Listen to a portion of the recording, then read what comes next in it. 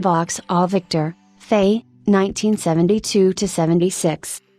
The last of the Victors, launched in March 1972, was the FE, 1972–76. Magazine and newspaper advertisements used the marketing slogan, "New Victor, the Transcontinentals."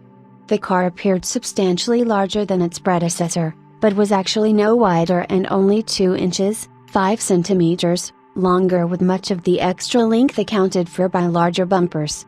Nevertheless, a higher cabin and improved packaging enabled the manufacturer to boast of 1.5 inches, 38 millimeters, more legroom in the front and no less than 4 inches, 100 millimeters, of extra legroom in the back, with virtually no loss of boot, trunk capacity. Useful increases in headroom and shoulder-level cabin width were also achieved through the use of differently shaped side panels and windows. The Victor Deluxes originally had a bench seat in front. This was replaced with bucket seats for 1973, and the parking brake was moved to its conventional position on the floor between them.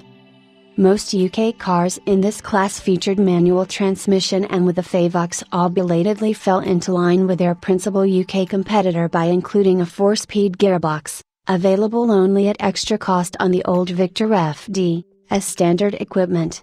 The FE's extra weight presumably made this development irresistible. The 4-speed transmission used the same box and ratios across the range, from the 1759cc Victor to the torquey 3294cc Ventara badged version. Contemporary road tests of the 4-cylinder cars comment adversely on the wide gap, highlighted on the mountain roads included in the Portuguese route chosen for the car's press launch, between 2nd and 3rd gears. Although the architecture of the suspension remained as before, numerous detailed modifications were made to counter criticism of the old model. Changes included an anti-roll bar as standard equipment on all but the entry-level models, and stiffer springs at the back, intended to compensate for the Victor's tendency to understeer. At the front, the springing remained soft by the standards of the time. The track was widened by 1.7 inches, 4 centimeters, and wheel geometry modified to incorporate anti-dive action, improvements intended to address the Victor's tendency to wallow, which by then was attracting criticism from performance-oriented commentators.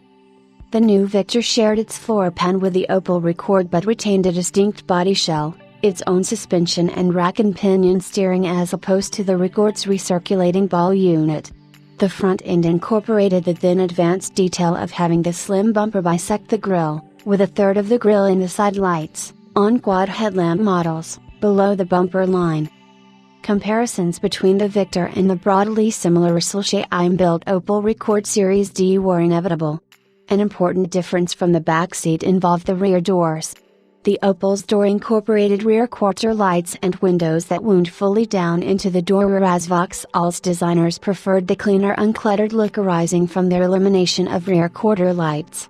The fact that back seat passengers could only open their windows down to approximately a third of their depth before further opening was blocked by the presence of the wheel arches was held out as a safety feature to complement the fitting of child-proof locks, given that backseat passengers would no doubt include small children.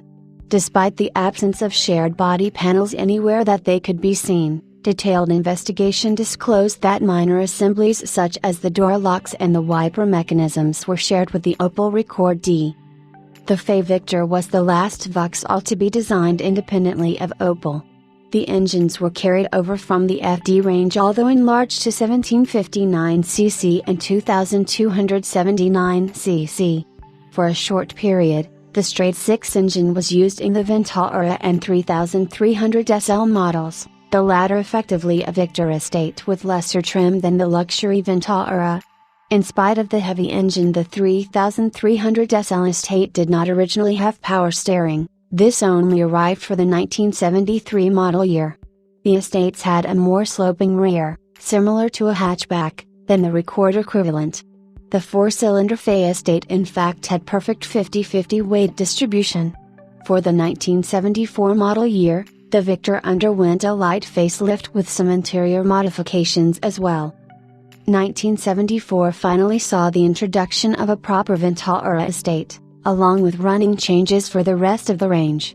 For some markets there was also a smaller 2.8-liter version of the Big Six available in the Vauxhall and Victor 3300 SL estate, with more weight and less power than the 4-cylinder, as well as higher fuel consumption. The extra cost was hard to justify and it soon disappeared from price lists along with the Vauxhall 3.3-liter. World energy crises, falling exports and an increasingly muddled image led to Vauxhall's decline during the early 1970s, such that sales of the FE slumped to 55,000 units before it was transformed to the VX series in January 1976.